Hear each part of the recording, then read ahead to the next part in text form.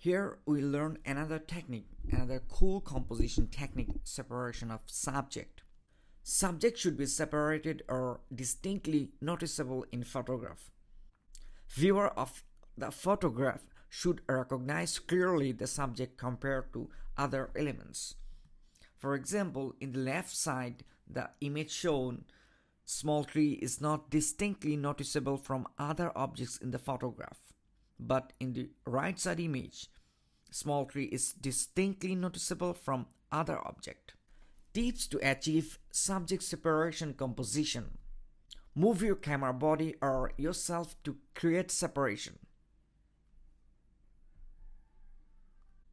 You can move your camera body through yourself, or you can utilize other elements or other hardwares. And another technique, blur the background. Blurring the background will make your subject distinctly noticeable.